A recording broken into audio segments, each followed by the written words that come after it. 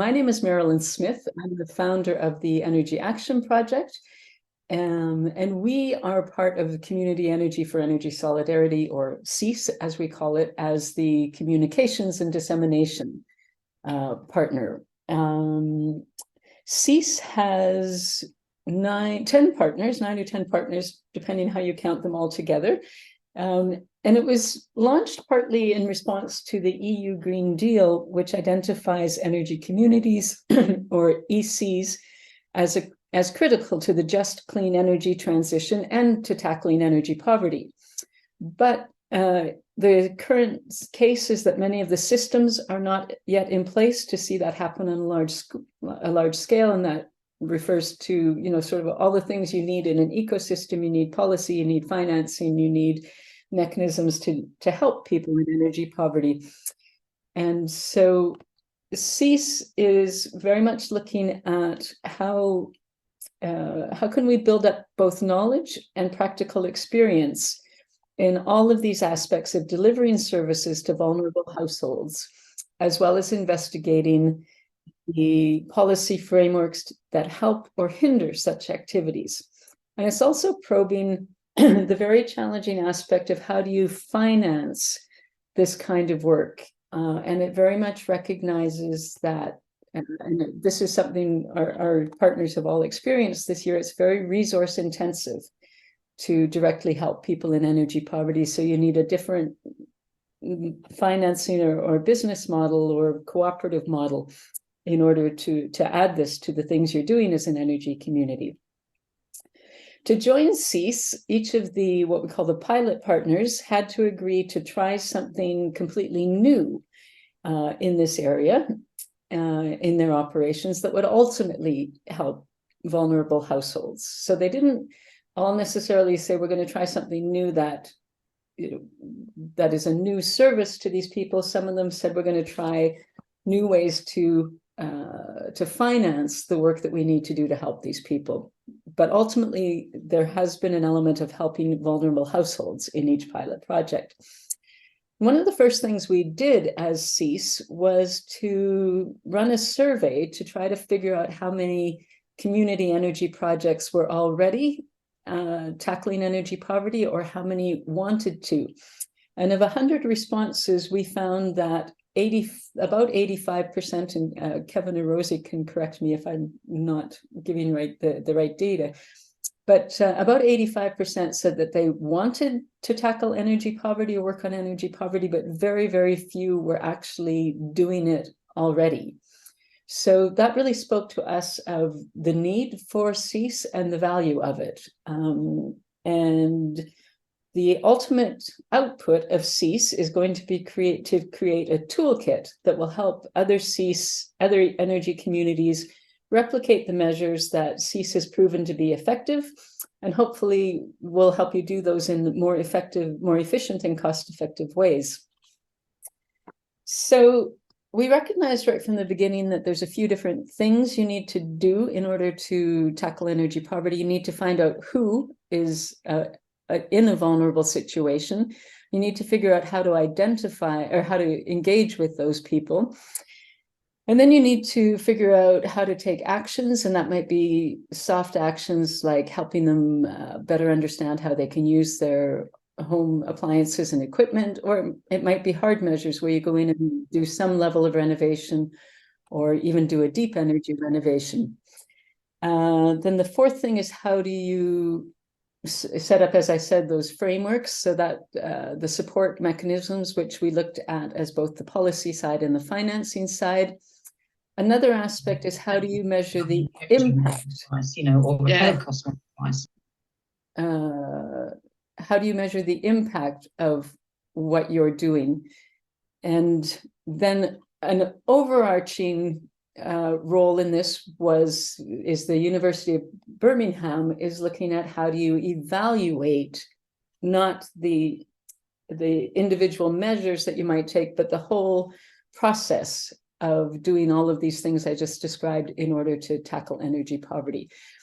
So when we talked about identify and engage in the beginning of this project, we recognized that there's you need to identify and engage with the people, the vulnerable households, and you also need to identify and engage with other organizations that might help you or might help you set up these ecosystems. Today, we're going to focus exclusively on the vulnerable household side. And then our presenter towards the end, Nina Campbell, who I'll introduce you to very quickly, is going to talk about how the government of New Zealand has worked on new ways to help do that. So there is a policy element behind that. So this is a good chance to just introduce Nina a little bit.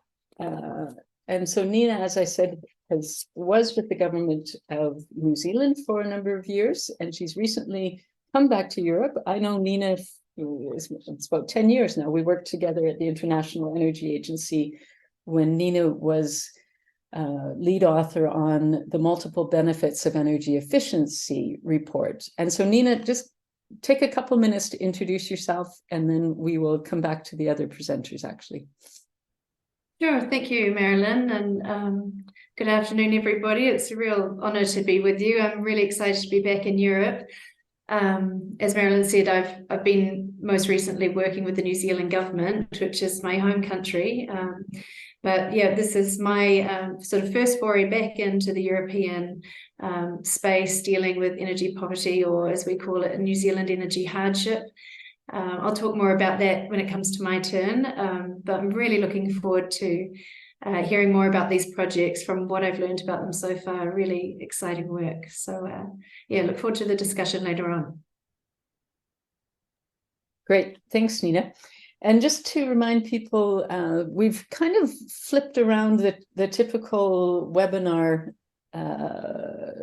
format. And what we're going to do is give a couple of our CEES partners the opportunity first to talk about their pilot projects, what went well, what was a challenge. Then we're going to have the University of Birmingham is going to talk specifically about the evaluation elements that they have put in place for this part of the overall project. Then I'm going to open it up to a Q&A. And at that point, we're going to invite all of you to talk about, what you have either struggled with, or you've already been successful with, or what you are wanting to start doing in terms of identifying and engaging with vulnerable households. And during that time, some of the other CEES partners will also talk a little bit about what they've either done in the past and brought to the project as expertise, or what they have learned in their own pilots. And then we're going to come back to Nina and let Nina present what she wants to present, but also in a way that is responsive to both the presentations and the Q&A session. And at the very, very end, we will have a little more time for Q&A after Nina's presentation. So one of the things I forgot to say is that we do want the chat portion of this to be really active. So please take the time to pop into there who you are and what organization you represent. And as the presentations go along, feel free to pop in any comments or questions, or even links to existing reports or other online content that would be useful to all of this group. So with that, I think we're actually ready to hand over the presentations. And so I'm going to ask, first of all, Paula Damaska to present. Paula is with CEES, or the Green Energy Cooperative, which is a nonprofit organization focusing on working with citizens and local communities in Croatia. And it's developing and financing of local renewable energy services and energy efficiency projects using democracy, equity, and solidarity as its main principles. Through its On the Sunny Side support service, they've advised more than 2,000 citizens about investing in their own solar plants and gathered an online community of 20,000 members. And I think it's really important to know that CEES was the first energy community in Croatia, and it raised its initial funding in a very, very short time. But it is also the case that they hadn't, until they joined the CEES project, they hadn't specifically worked on with vulnerable households. And to give you a little bit of information about Paula, she's a sociologist dealing with matters of energy poverty, energy efficiency, and citizen engagement, as well as various topics related to environment protection and biodiversity. And she's very passionate about the interdisciplinary approaches to energy problems, as well as broader climate change discussions in hopes of reaching the Sustainable Development Goals. Paula, I'll hand it over to you. What an introduction. Hi, everyone. Thank you, Marilyn. I'll now try to share my screen. So if there is something, if there are some issues, please do tell me. Are you seeing everything you should be seeing? Yes, okay, great. Yes. Okay, so as Marilyn said, yes, I'm from the Green Energy Cooperative. We are a social enterprise. There are about 20, there are 20 members from the fields of energy, economy, but also, yes, social scientists. This is where I come in. And our business's usual model, or our market activity, is a turnkey approach in implementation of solar plants. So we are trying to enable and make easier for citizens to get to all the people they need to get in touch with, and all the stakeholders in getting to their solar. Besides this, we have also been active previously in some of the activities regarding energy vulnerable households. So we have two past projects that we are working up on now in CEES project. So this is firstly the electrification of rural areas of Croatia using renewable energy sources. This is the right picture right here, where you see a lady who hasn't had electricity. She has been in the area that is secluded, and there is no infrastructure in some of the Croatian areas that are harder to get to, and it is expensive to get the infrastructure needed for the grid to work there. So there has been efforts from Green Energy Cooperative to get these people in cooperation with the local with cities in funding their off-grid solar power plants. Besides this, we have also had another project called Good Energy in Social Entrepreneurship, where we worked in educating energy advisors, volunteers, where we have gathered the knowledge and made this educational material on the left called Handbook for Energy Consultants. And here the idea is quite similar to the activities of energy advisors. So educating unemployed young people to become energy advisors and to alleviate problems of energy poor households in Croatia. Here it was 3 cities, and now in CEES, well, we'll get to that. So yes, in the CEES project, the idea of the Croatian pilot is to gather donations by replicating model of our French partner, Energie Solidarité, which are a cooperative that produces and sells their electricity, sorry. And we were supposed to replicate their donation model. They collect donations through their users.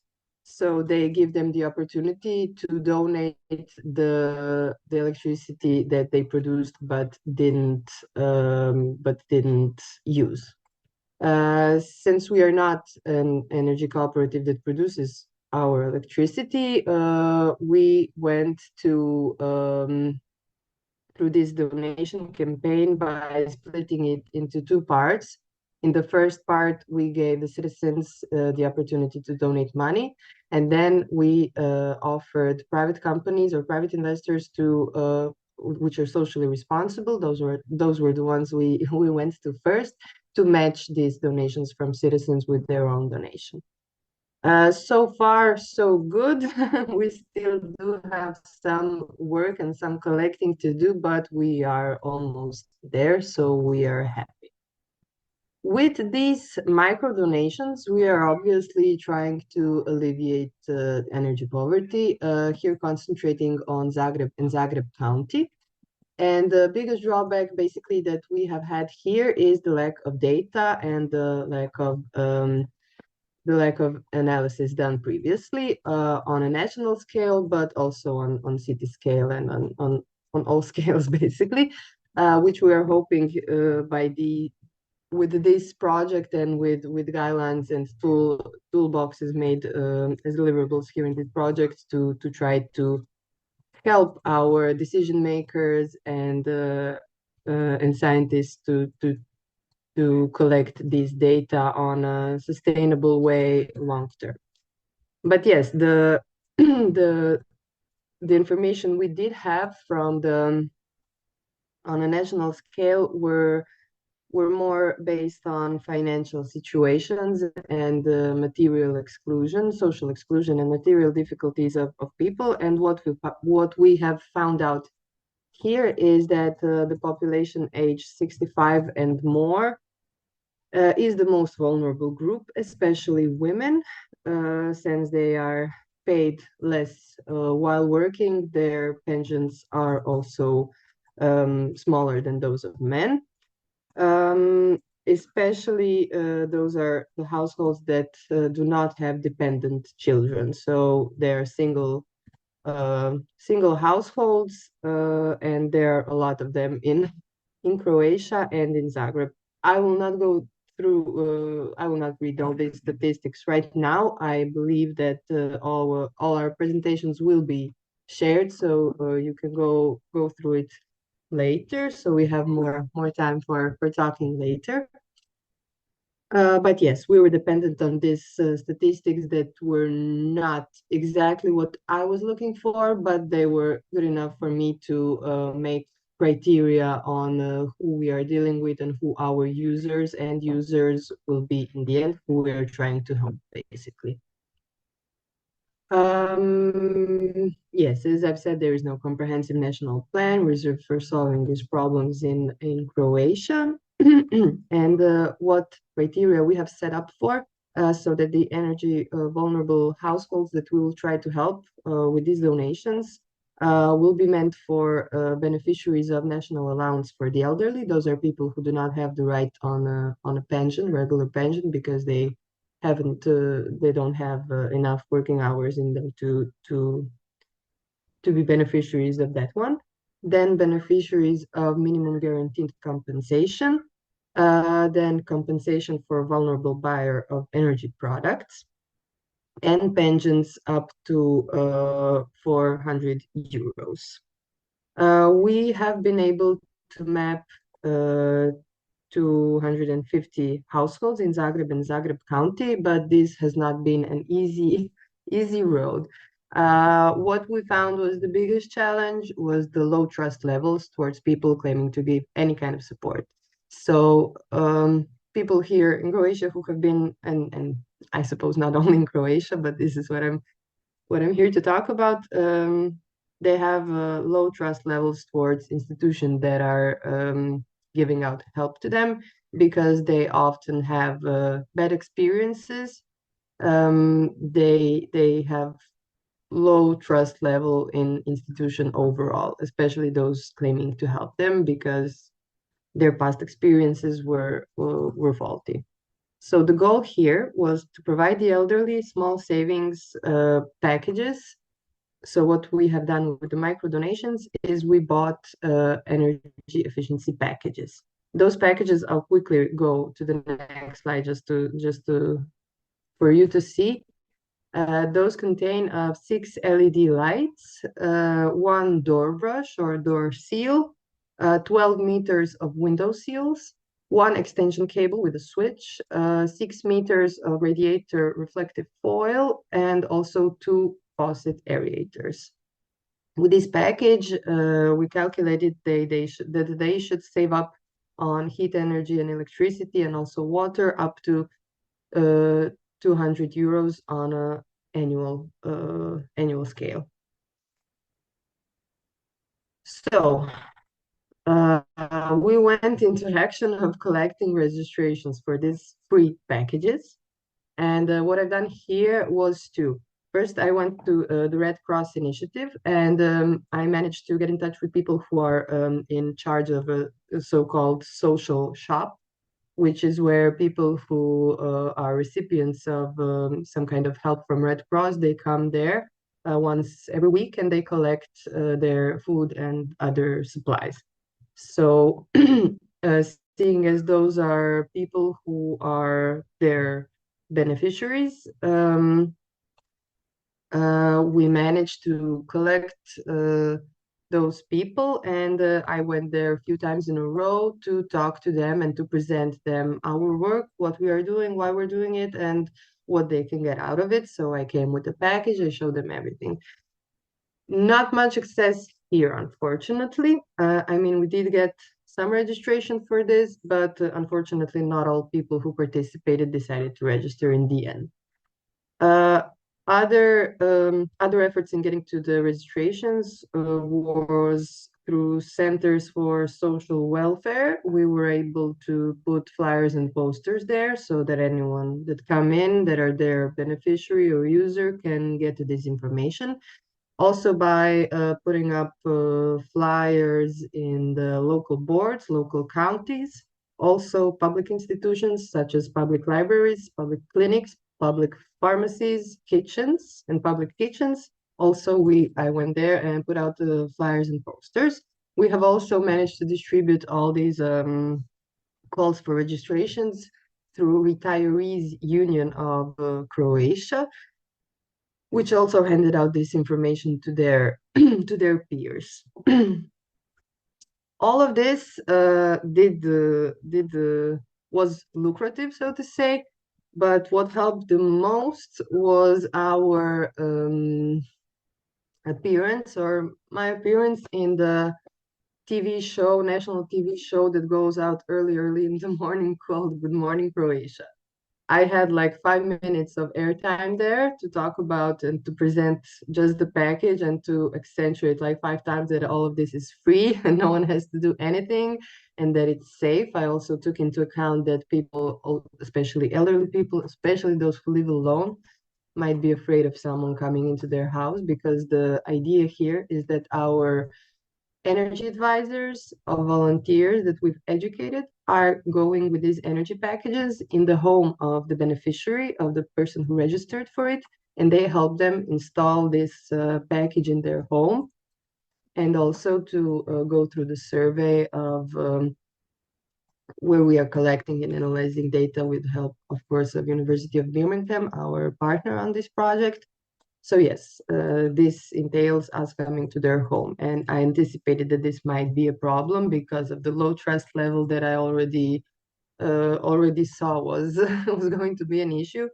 But in this in all this communication and inviting people to register through online calls, through our radio show hosting, and through our this TV appearance, everywhere I accentuated that these volunteers will be properly, they will have like recognizable traits. So I put around their neck, I don't have the word right now in my mind, I'm sorry, but the like name tags that they are energy advisors from this and this institution.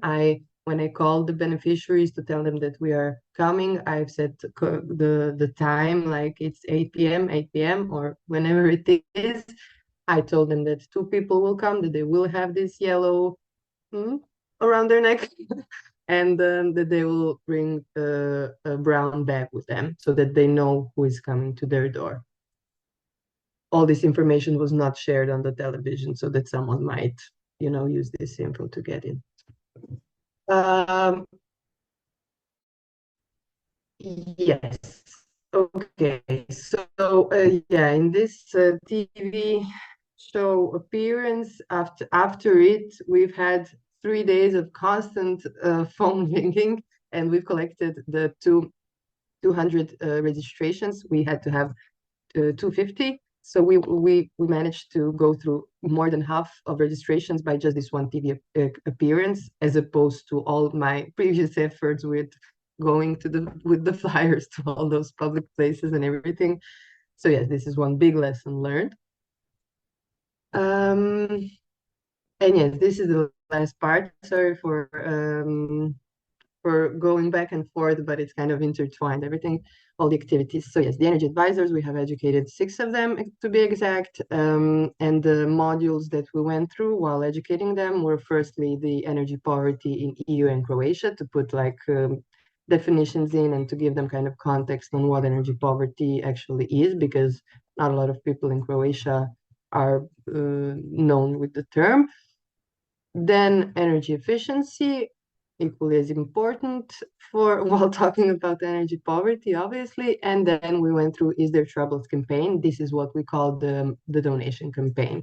So here we talk about this project, about the whole campaign, about the whole idea behind it.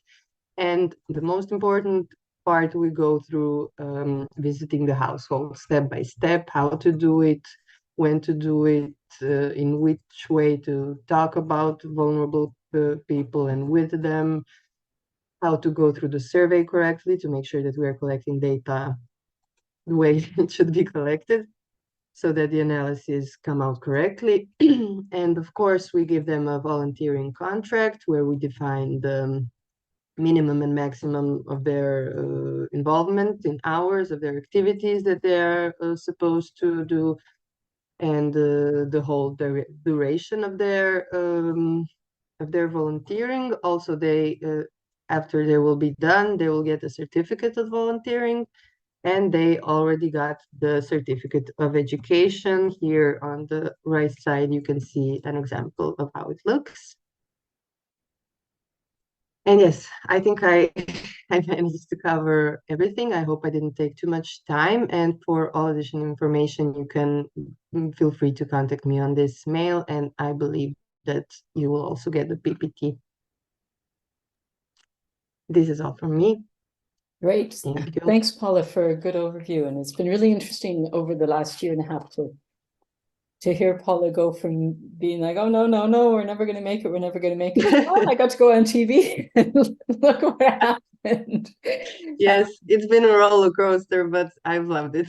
Yeah. And it was really interesting to also see that you did really do a successful crowdfunding campaign even before you were on TV, because we know that a crowdfunding campaign can be super difficult to pull off. So of course, yeah, there is a lot more to say about that one, but that is that's maybe for another a topic webinar. for another webinar. Yeah, you have to stay tuned. Exactly. So we're going to go to the second presentation, and then we'll hear from Kevin or Rosie from the University of Birmingham, and then we'll open up the Q&A. So please do feel free again to introduce yourselves in the chat and to also put any comments or questions or links in the chat. But for now, I'm going to introduce the speaker who isn't able to be with us today, but did take the time to do a video for us. And this is Quentin Geraud from Enercoop. And Paula made reference to Enercoop in her presentation because Enercoop had initially done this micro donation thing through their energy billing process. So this is something that Enercoop, the energy supplier, does with their foundation, which is called Les Amis d'Enercoop. And so Enercoop is a French cooperative that supplies and produces renewable electricity and provides energy services to a number of different clients. Right now, there's 11 cooperatives in almost every French territory, and they're locally based, and they all have a shared governance. So one of the things that's interesting about Enercoop is that right now they have about 80,000 clients across France, and these are people who choose to have their electricity supplied directly through renewables rather than through the main system. And one of the elements that is related to that choice is typically their energy tariffs, their electricity tariffs are higher than the main suppliers. So their clients are people who make the choice to pay a little bit more for clean electricity. And so, Susie, if you could go ahead and launch the video from Quentin, he's going to bring up some interesting points. And one thing I want to make clear is he uses the word confidence a couple of times, but it's in the French sense, which means trust. So he says that people lack trust, or they lack confidence, or have confidence, and that really is more about trust.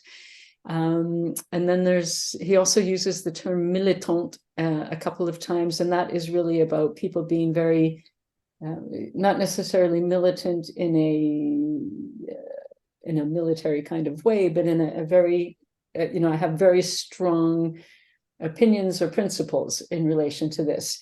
And he's going to talk about also the two departments from Enercoop that they got involved, which was the customer service department and also the recovery department. And the recovery department is the one that chases down unpaid bills, and the customer service department is a little more friendly, but they realized they needed both those groups in. So let's get, Susie, you can share your screen, please. Yes. And basically, in the CEES project, we developed a pilot that consists to have a big solidarity task force, as we called it. It's basically a support system for our customers in situation of energy poverty. And we can't say exactly how many customers we have in situation of energy poverty, but we estimate them around 1 out of 10. So that would be around 8,000 clients. The first thing that I asked when I joined the project, I was like, Enercoop don't have like poor clients, but actually they do. But I just realized that we have an important part of other clients that are so militant, which is a French word, so engaged in different causes like the ecological transition, that they prefer to put themselves in a difficult situation, economic situation, rather than to have some nuclear energy. And so basically we had two ways to identify the households, the clients' households in energy poverty. So two means that we can explain with the two departments involved in this project. So the first one is by our recovery department that can identify the clients in situation of energy poverty with, for example, the arrears or on energy bills, and also the level of invoice payment reminder. And especially the main criteria that we chose was all the clients eligible to the chèque énergie, as we called it in French. And on the other part, we also asked to our customer relations department employees to ask questions while they had some phone calls with clients, like trying to figure out maybe if you have some problem, you can try to talk to us, and maybe we can find together some solutions. But you will see that it was more complicated than easy. So first of all, the Enercoop customer relation department is really human. We have a long training course to help to the best that we can our clients. And so since we have good relations in a general way about the customer relation experience with the clients, it was kind of easier to talk about other subjects, and especially sensitive subjects like the energy poverty. So we managed to talk to some of the clients about, I mean, they were for one part feeling enough confident to give some answers for us to identify if they are in energy poverty or not. So that that was the great part. We also organized a training course to our employees, both the recovery department and customer relation department. Basically, within the CEES project, add a section in our frequently asked questions about energy poverty. So it basically consists about give all the public aids that exist in the housing renovation, in the public aids for like more economic, and like all the different social workers, public that can potentially help the people in situation of energy poverty. But some things were not that great. For example, at the beginning of the experimentation in February, we were basically to not overload the work that had to do our employees. We were basically sending emails, and in a few times we just realized that it was not great to, in such a social subject, we really needed human interaction. So sending emails was not at all a good solution. And especially we were asking to the people to kind of identifying themselves and just ask to us from help. And that was really bad, I can say that, because that's not the correct way to deal with energy poverty. The second thing that was not ideal for us is that we didn't have, we still don't have employees with a profile like social workers. And we realized also discussing with other pilot partners that we really needed a dedicated team with dedicated skills, dedicated phone line, because actually for the clients, this was the same phone number that called them to get the bills paid and to propose some help. So of course there were some clients which they felt sorry, like ashamed, like I don't need help, like almost injured. And I can't figure out if it was because of the level of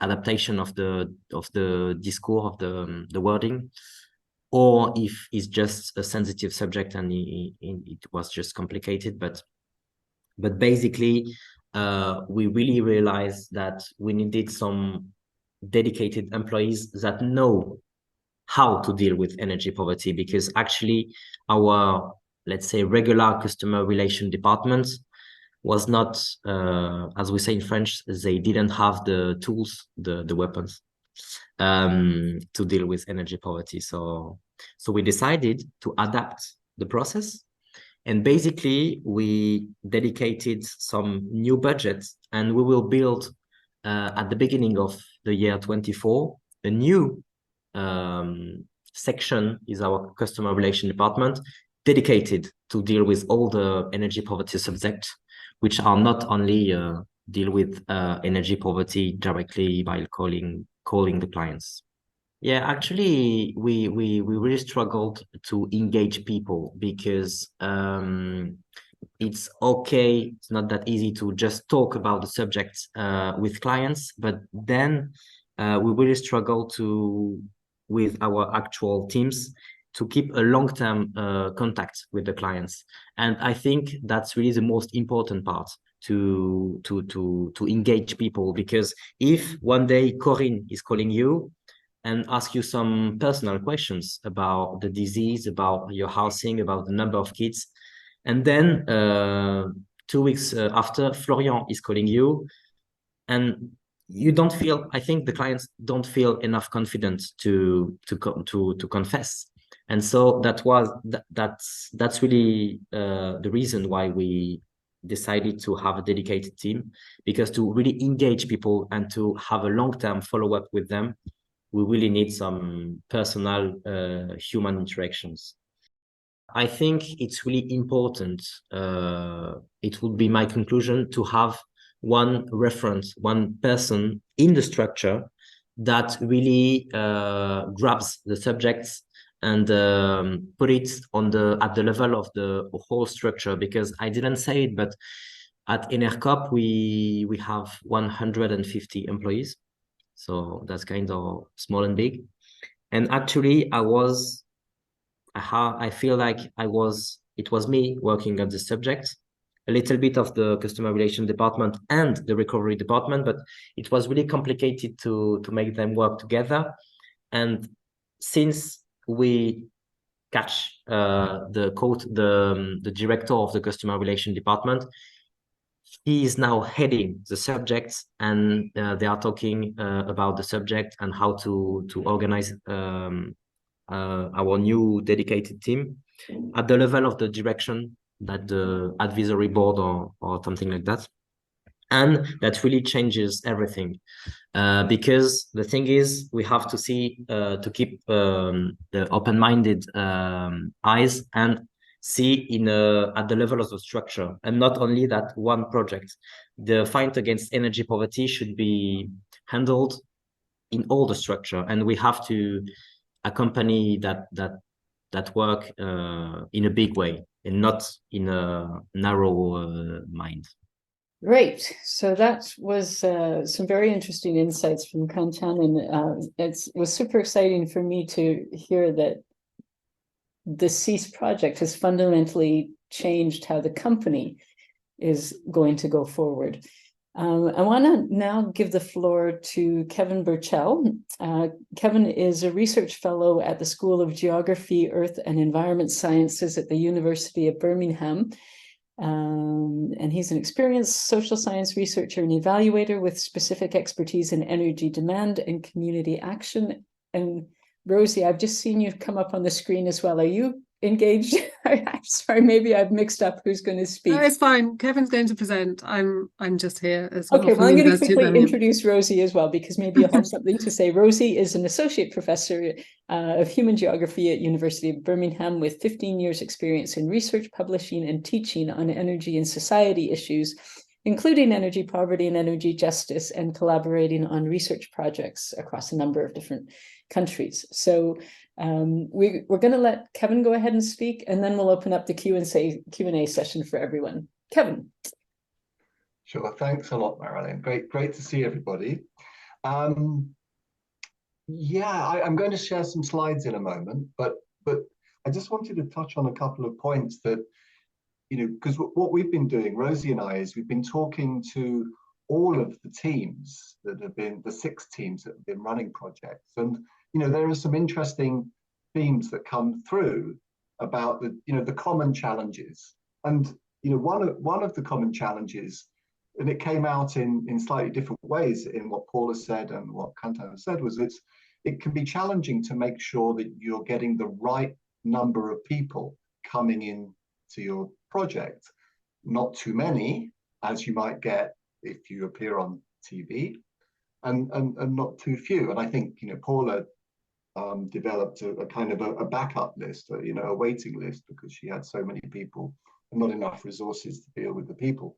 So that's a challenge. But then, of course, you want the right people as well, and that's a challenge. And you want a process for identifying the right people that is not too challenging to implement. It needs to be done pretty quickly. Otherwise, it's too much for the team who's doing the project, and it's too much for the householders. And, in different ways, I think these are the issues that, come up across this work. So, but then what I'm going to talk about now is just a few ideas for evaluating this work within energy poverty projects. So can you see my slides? And hopefully I can. We see them. Thank you. Thanks, Marilyn. I'm just trying to get them to, there we go. There we go. Perfect. Thank you. Yeah. So just a few ideas for evaluating this kind of mechanism, where we're trying to identify people and get them into projects, and we want to identify the right kinds of people. of course. So, yeah, I just got a few ideas that can be evaluation objectives in this context, a few evaluation questions, and a couple of thoughts about the methods by which you might gather this kind of information. Now, I'm just going to talk about the specifics of the identify and engage challenge here. But there are lots of things I won't have time to say about kind of principles behind evaluation. So just to say that there is another slide deck of some of thoughts on that will be shared alongside these specific slides. So I hope those will be helpful as well. So the sorts of things that you might want to have as evaluation objectives might be to understand the processes and the impacts of your identify and assess mechanisms. And I hinted at this already. You might want to learn if the mechanism for this is recruiting the right people and that it's doing that effectively and efficiently. If it's taking a lot of time to do it, or if it's the wrong kinds of people are coming into the project, later on you find that they're not the people that you wanted, that's a challenge. So it's a good idea to know if that's happening. And of course, the idea here, in evaluation is, we often say, nothing goes wrong. It's just an opportunity for learning, and so you can improve. And I think that came across really strongly in what Quentin was talking about. So, a few possible evaluation questions relating to the process of a mechanism. And in fact, I think in this case, the impacts and the processes are really very intertwined. So it's sometimes difficult to separate them. And I also just want to clarify, these are questions that the evaluation team is asking as part of the evaluation, which is to say, they're not questions that you would put into a survey. I've come across that confusion before with the term evaluation questions. So these are the sorts of things that you might ask yourself if you're running this kind of project. First of all, you'd want to describe what you did. So you'd want to describe the communications, the collaborations that you had, the way in which you decided if people were eligible or suitable for your project. And then you might want to ask, well, what successes and challenges were experienced in the implementation of these plans? And a typical challenge might be, well, we didn't get anybody, or we got too many people. That issue that I was describing before. How did you respond? How did the team respond to those challenges, and what modifications were made, and how did they go? And then I think it's useful to, at the end of a project, to think about the future as well. Are there further ways in which these processes can be modified to do a good job? And then in terms of what the impacts of these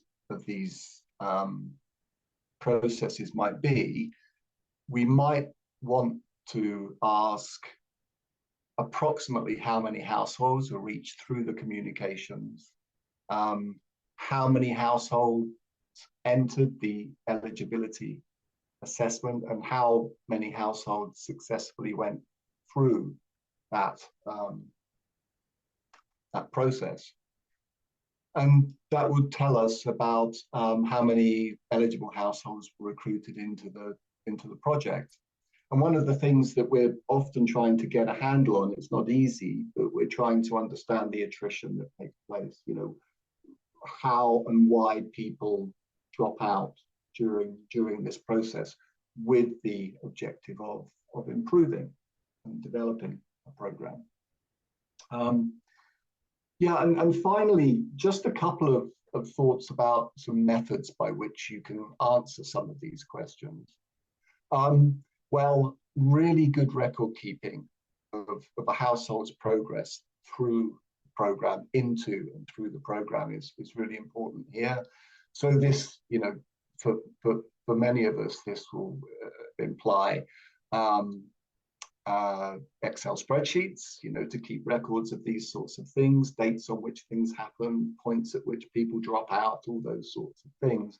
But in CEES also, a couple of partners were using what we might call client or customer management systems to keep this kind of information.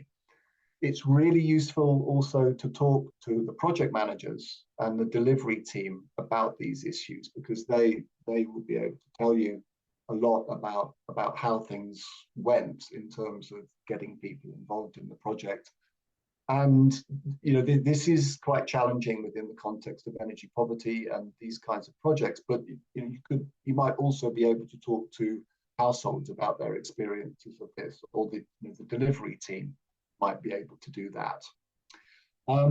So yeah, I'll be around along with the team for the rest of the session. So very happy to answer questions, any questions that come up.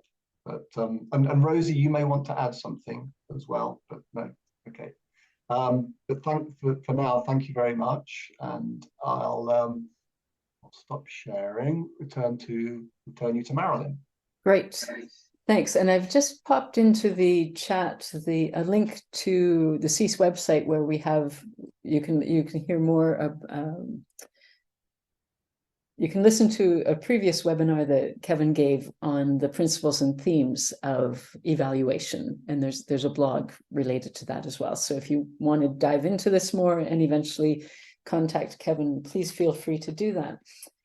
So we're now in the Q&A session, and we have less time for Q&A than I had hoped for, but we're going to definitely give, first of all, each of the people who are joining us but not part of the CEES project. Does anybody have questions, comments? Would you like to tell us a little bit about where you are in this process, and see if there's any help or advice we could offer, or is there anything you've done differently that has been really successful for you? Is there anybody who'd like to just jump in and make this more interactive than it's been so far?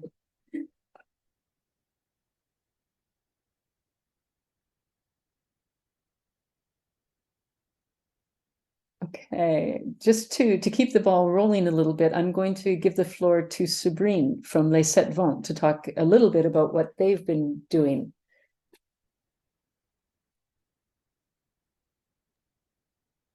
Hi. Thanks, Sabrine. Yeah.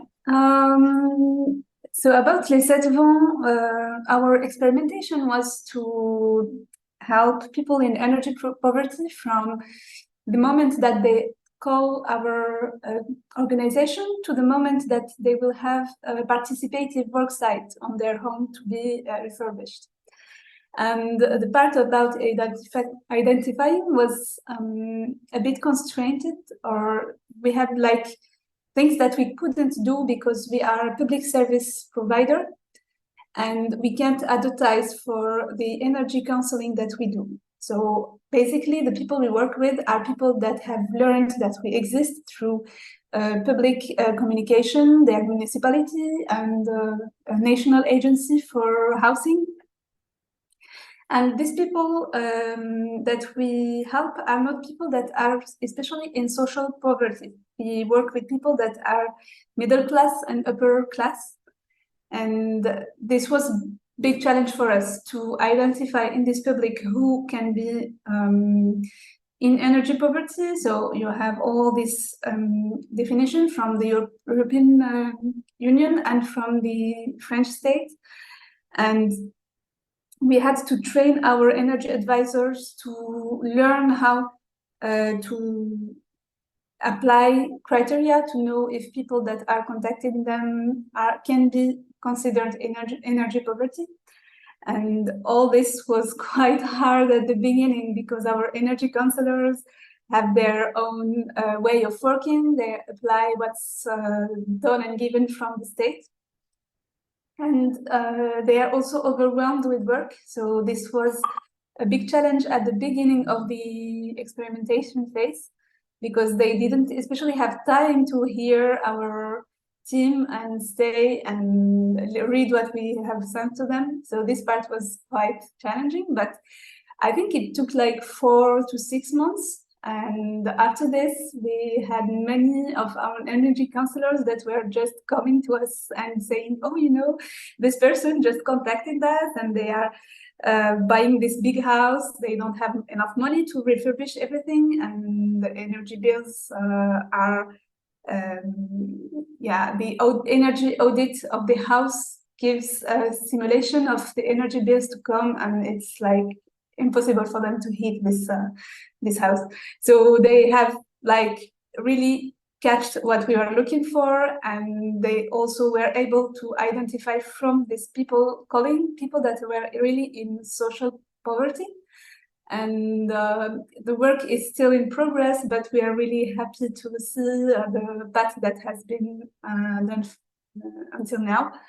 And we will have more to say about other parts of the energy poverty alleviation, but the identifying was really a big challenge, and yeah, we are happy that it works. Great. Thanks, Sabrine. Zhao, did you want to say anything at all today, or do you want to save your whole presentation for the next webinar? Hello, everyone.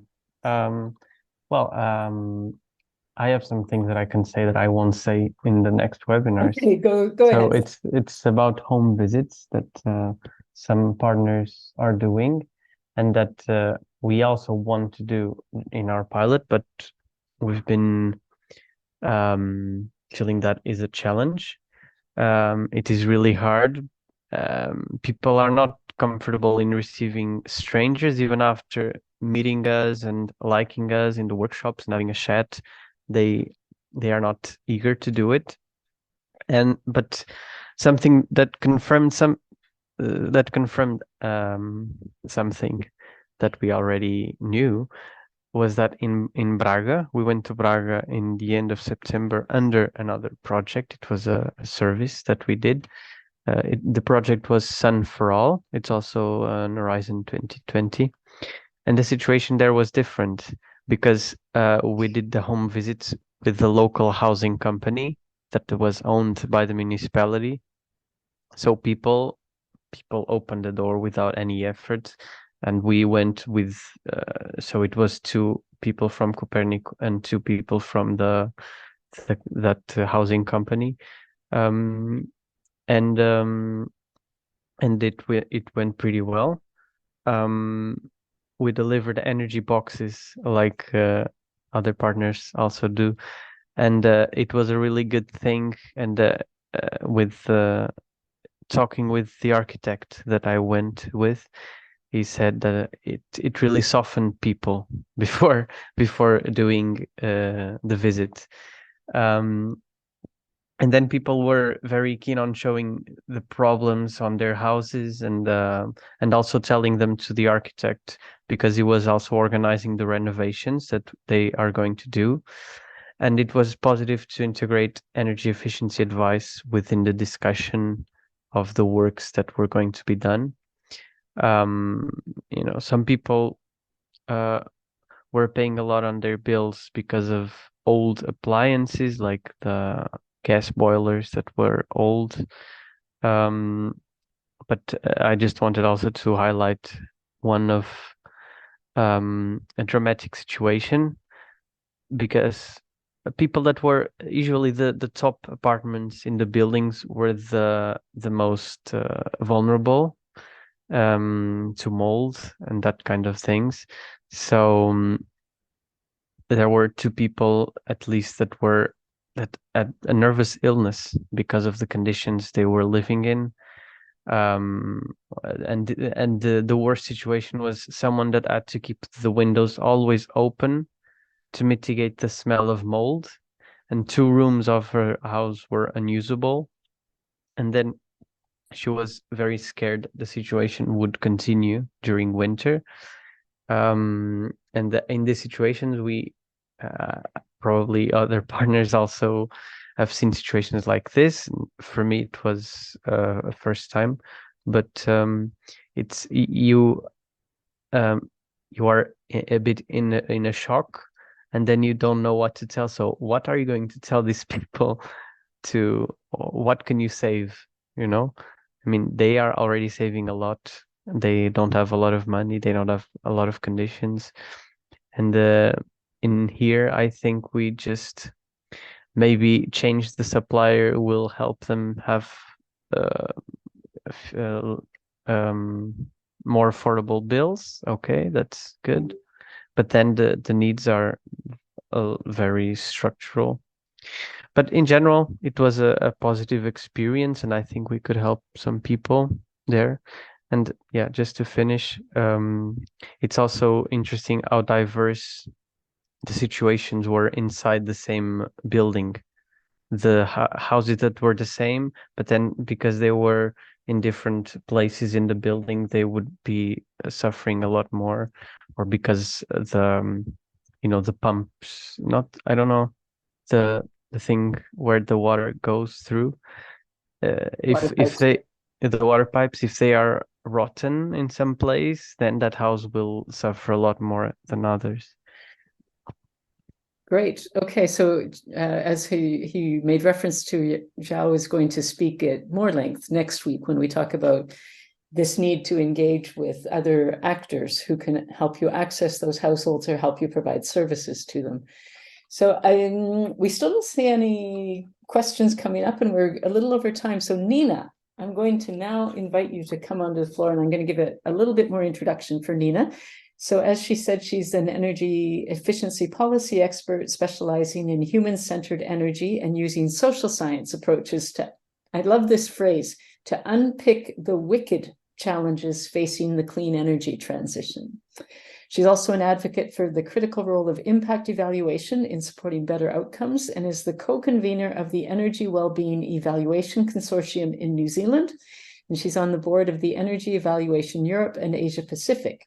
Nina has spent the last 10 years, as she referred to, in New Zealand, most recently supporting development of innovative energy well-being programs at the Ministry for Energy and providing the secretariat to the ministerially appointed Energy Hardship Expert Panel. And as I said before that, she was largely at the IEA and worked on the groundbreaking study, Multiple Benefits of Energy Efficiency. So Nina, I'm going to invite you to go ahead however you would like to, whether you want to just dive into your presentation and then respond to some of the things that came up, or respond to a few things first and give your presentation, whichever you're more comfortable with. Thank you very much for the introduction, Marilyn. I think I'll stick with start with my presentation, and I think some of the things that I'm going to touch on have already been raised in the presentations this morning, so we'll see a little bit of reflection of that, and there might be some relevant comments for me to make along the way if that suits you. Yeah, so let me just share my screen.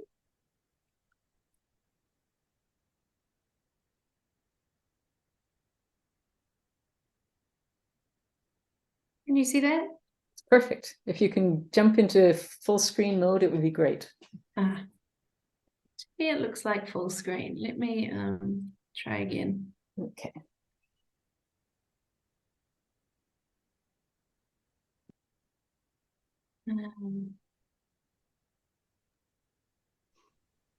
I think you can do it after you share as well, Nina. So either way. Okay. Now it should be going into full screen mode. How's that? Still not? No. Maybe you can use the slider to just enlarge it. Sorry, guys. Is it changing for you when I do that? No, not yet. I think PowerPoint creates two programs when you do the presentation. You have to share the presentation and not the PowerPoint. There we go. Okay. Is that it? Yeah, perfect. Thank you. Okay, great. Sorry about that, guys. No problem. Well, thank you for the kind introduction. I won't need to add anything to that, I don't think. As I mentioned at the beginning, energy hardship is the expression that we now use in New Zealand, but actually Marilyn pointed out that energy well-being is the language that we're now evolving towards in New Zealand. So I'll talk to you a little bit about how we arrived, or the process we've been through in New Zealand to sort of explore and arrive at this new language. Let's see if I can get this to change. Okay. Can you see what I will cover slide there? Yes. Yes. You can. Okay, great. Perfect. So yeah, as I said, I'll talk about how we arrived at our current definition of energy well-being. Then I'll talk a little bit about the framework and indicators that we've developed in New Zealand to support our working towards achieving energy well-being. And talk a bit about the policy process that is wrapping around that. Then I'll share a quick glance at a couple of community programs that are fairly well aligned with the sort of work that's going on in the CEES platform, and share some of the lessons that we've been learning in that space. And then I'll finish with a quick plug for the role of evaluation. The roles that I'm continuing now, having left New Zealand, all relate to evaluation, a real passion of mine. And so I'm keen to add a vote of support to the words that Kevin provided already around that. So let's get into it. So as you can see here, certainly the first step for New Zealand was to develop a unique definition, or a nationally specific definition of energy poverty for our particular context. Quite a long program of certainly starting with considering international definitions, but added to with research and public consultation. The New Zealand Ministry of Energy arrived at this new definition, but in the process, which you can see in the white box in the center here. But during that process, a few interesting insights were arrived at. The first of which was the importance of having a positive framing on the definition and the concept that we're working with. So a lot of the presenters this morning have talked about the challenge of overcoming the stigma that is faced when they're trying to reach people with their solutions. Here is that it's a very loaded sort of an idea to be in energy poverty, and a lot of people reject that label. So during this process, we identified that actually we want to look for outcomes focused, strengths focused, sort of empowering language. So now in New Zealand, we're talking about what we're working towards being energy well-being. And the other insight was to recognize that actually the experience of whether it's energy hardship or energy poverty or well-being, it's not a static experience. It's not a sort of black or white, in or out situation. In fact, people are usually having an experience somewhere along a spectrum between extreme hardship or poverty and well-being, satisfaction, and in a position where they can really thrive. And that movement along that spectrum changes over time. It can be affected by various circumstances in their lives, and people can move in or out of either of those states. So now we're talking about the spectrum between energy hardship and energy well-being, and how we can help more houses move along to the positive end of that spectrum. The other thing I think to note about this definition is that it makes an attempt to incorporate the experience of Indigenous Māori people in New Zealand, which have a different set of concepts, a different set of cultural norms that will impact their experience of well-being. And you can see that starting to come through just in the language of the definition when individuals, households, and whānau, so whānau is the Māori expression for family, are able to obtain and afford adequate energy services to support their well-being in their home or kāinga. Again, kāinga is a Māori concept of the community or wider household that's common in Indigenous societies. So we're quite pleased with that definition. Again, this will be a work in progress, which I hope will be able to evolve over time. But the other element of this process was to go on to the next step and break down what are actually the drivers of energy well-being. This goes beyond the usual 3 that we're used to seeing around energy poverty, and breaks it down into 8 factors. And what's helpful about this, although it can sometimes seem somewhat academic, it is actually useful for helping one to think about all of the dynamics that might be influencing a particular household circumstances, and also to think about the design of your program, and which elements here are relevant to your particular community. Are there any that you haven't considered? Is your program going to be focusing on all or just some of those? Are we comfortable with leaving some of them out? Are there some that are really not relevant or that could be tackled in future program? So actually quite a practical application here, and it is great to be able to draw out some of the more nuanced elements of the experience of energy hardship or well-being, such as things like in the purple there, household circumstances and practices. That's where we are able to take account of who is actually living in the household, what is their personal family, whether it's a family culture or a broader shared culture around expectations of what the home should deliver, how it should be used, what sort of appliances or practices go on in the home that require energy and might affect their energy requirements, the amount of energy that they're going to need and the times that they need it. We've also got there in light blue service literacy. So that enables us to think about what knowledge people already have around, and I think João touched on it, that actually people do have a lot of intelligence around how to manage their own home. Even when the condition of the home is very poor, people are already taking steps to manage that, to manage their bills, to manage the home environment. And there are varying degrees of expertise in that space, whether well-informed or experience-based. It's important to be able to consider all of those forms of knowledge that already exist in the household, and identify gaps where trained professionals can add to that. So yeah, this has been a really useful tool for program design, for policy design, and for structuring, thinking about what solutions are needed, certainly in New Zealand, but I would say this is fairly applicable to any context.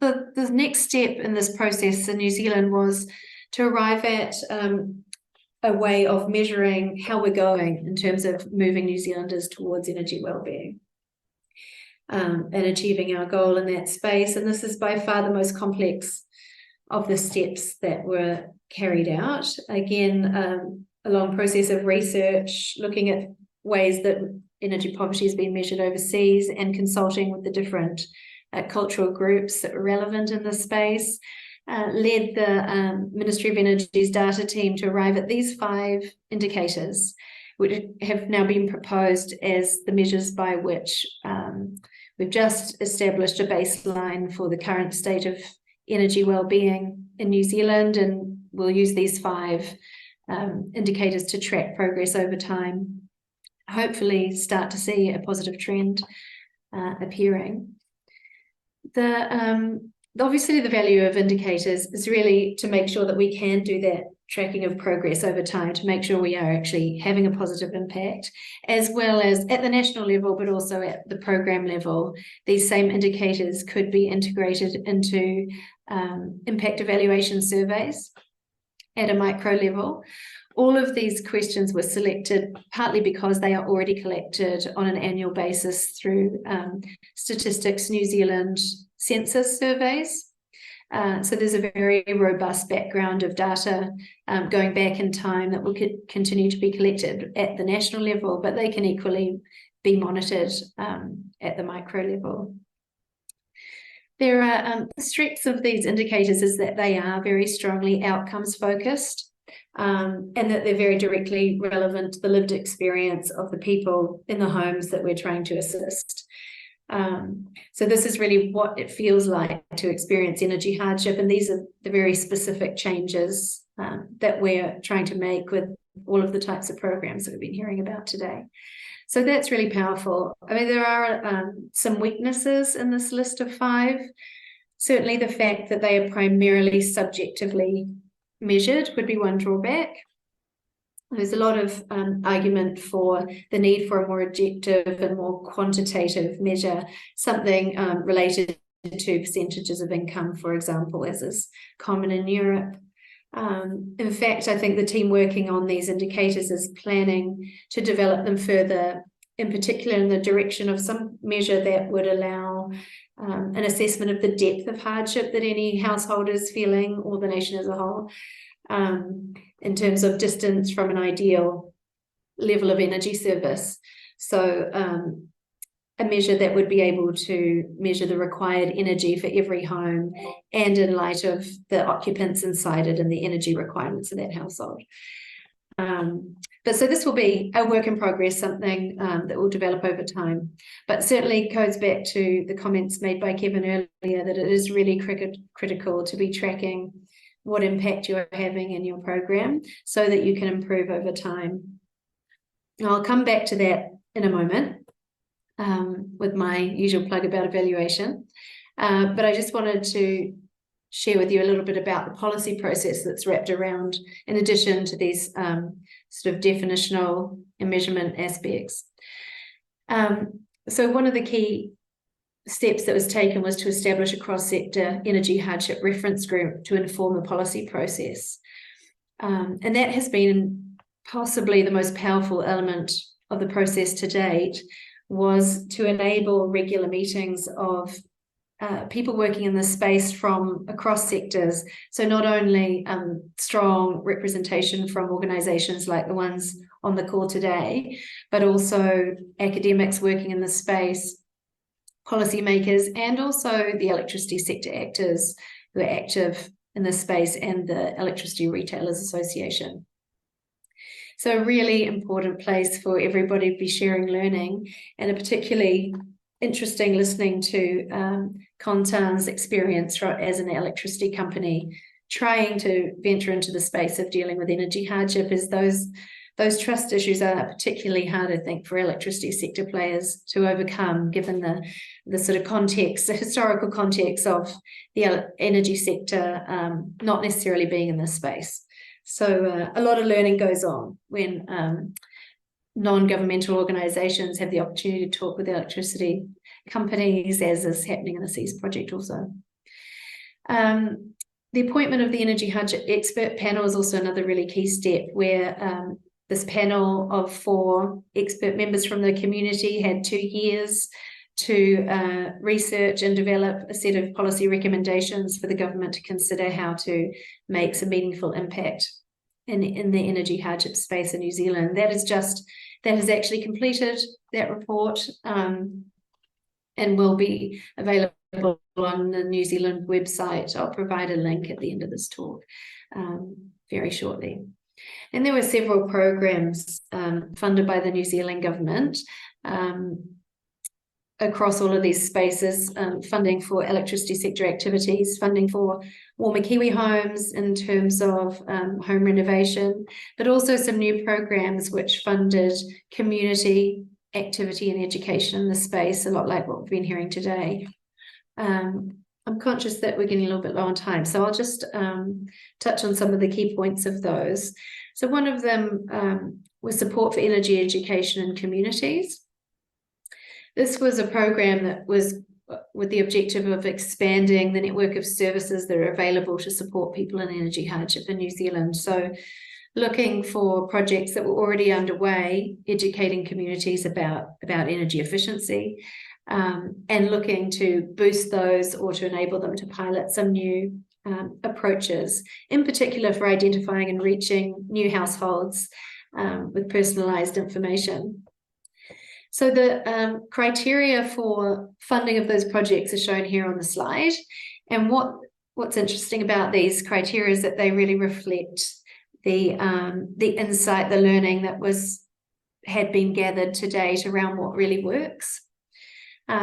So projects needed to be targeted to particular households and particular communities with personalised advice. So to the extent possible, to have programs that were not just cut paste across different communities, but really took into account the cultural and social context of each household.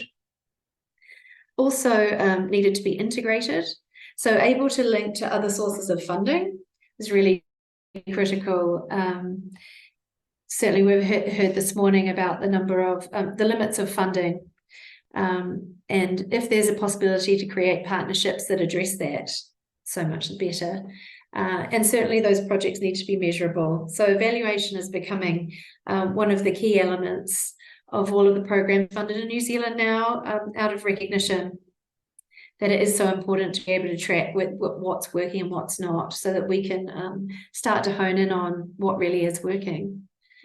Now, trust is the topic that has come up the most, I think, throughout this webinar, and certainly whenever we talk about energy hardship or well-being, the key really is trust. So not only around the expertise required to give good advice, but also the confidence from the local community that actually gets you in the door.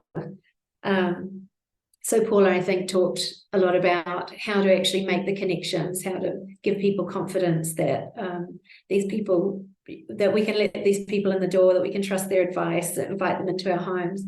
And I think one of the really key learnings that's come out of the project supported by the CEES program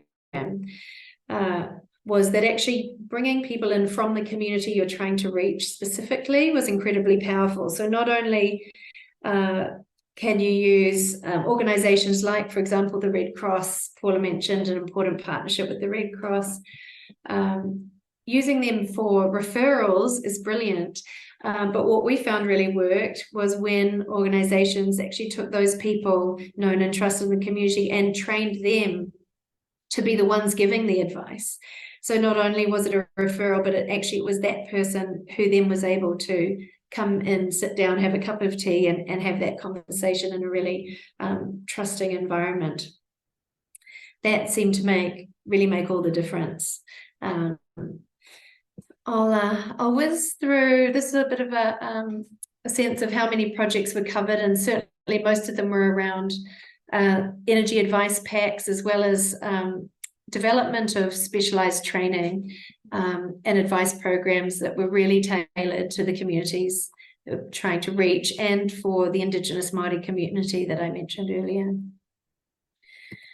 Another interesting project was the Community Renewable Energy Fund, which is really focused on building resilience and independence of communities, particularly remote communities. And the focus on resilience in this fund, and this is really around self-generation, was in the aftermath of Cyclone Gabrielle in New Zealand, where a lot of communities on the East Coast were cut off from power for several weeks, days or weeks, depending on where they were. This fund was really around making sure that we could take advantage of solar, PV and battery systems to support resilience in those situations.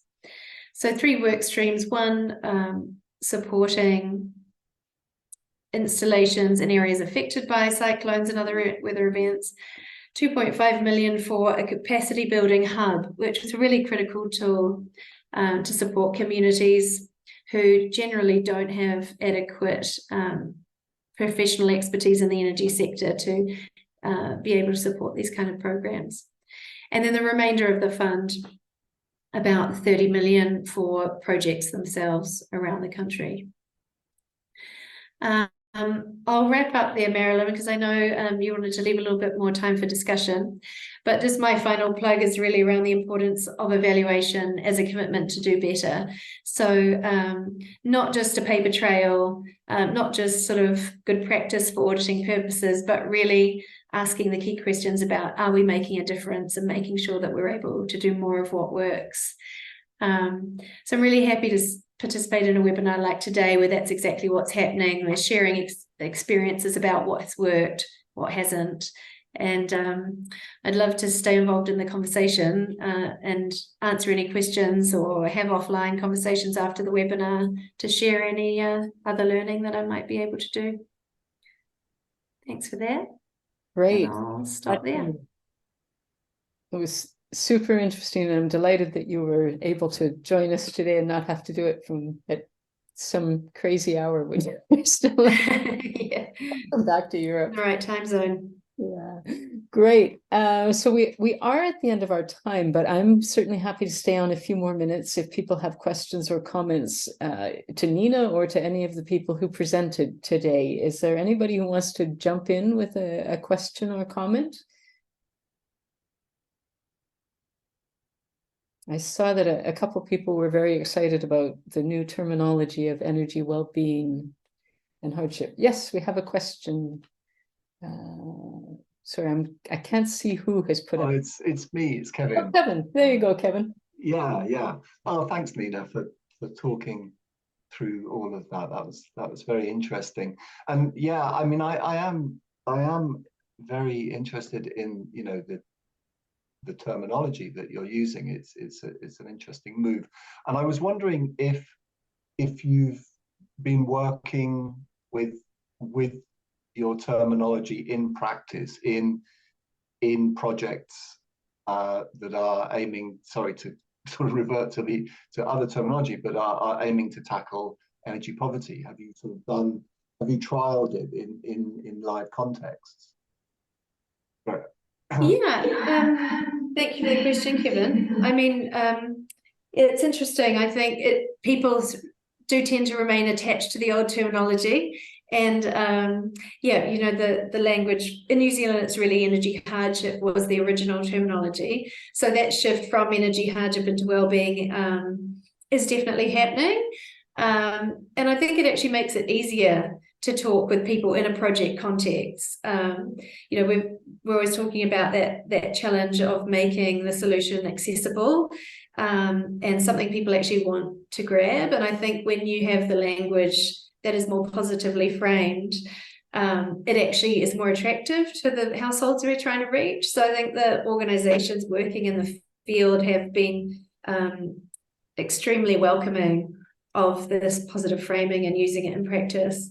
I have had the experience once where in a community workshop where this definition, or not the specific definition, but describing energy well-being and that being the objective, actually attracted a sort of aggressive response from the community who said, well, hang on a minute, you know, that is just not at all our experience. We're not able to access, we're not affording, and we're sort of offended by the suggestion that that might be even possible for them, and that it sort of signified a lack of understanding of, and perhaps a lack of acknowledgement of how hard it really was to experience that experience. So that was sort of the flip side.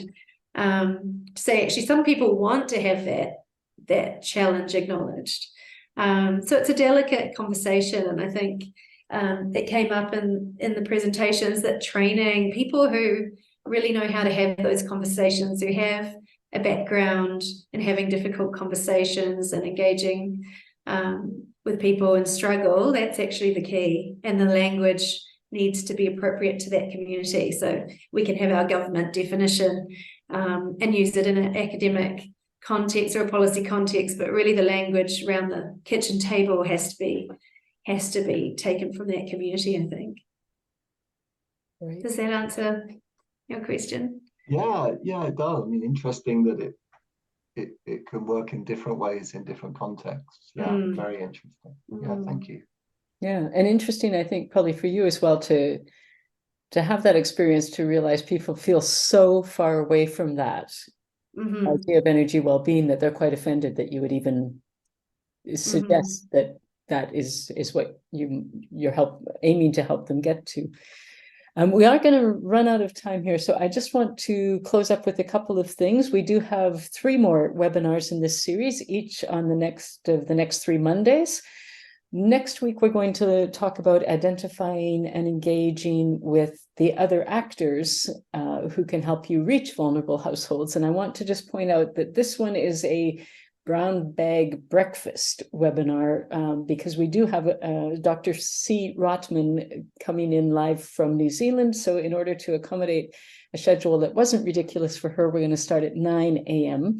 and go till 10:30. That's next Monday. And you can, Susie's going to pop in the link to register for the next sessions into the chat. If you want to learn more about how to move ahead with implementing some of these ideas, CEES is also organizing what we're calling open days. And these are more practical. How do we, today we've really let some of our partners talk about what they've done. The open days are much more about how can CEES help you do some of the same things. So the first open day, which again is going to focus on identifying and engaging, is on Thursday, the 30th of November. It's a hybrid event. So if you happen to be from the UK and you can get to London, you can participate in a live session there, which will include a site visit to a community energy project that Repowering London does. If you're not in the UK, but you want to join this session, then the afternoon is a better time for you. And it's from 13:30 to 1500, and that will be UK time rather than CET time. And Susie, again, is going to pop the link into that. Also, if you're UK based, on Friday, the 1st of December, we're having a whole series of meetings there.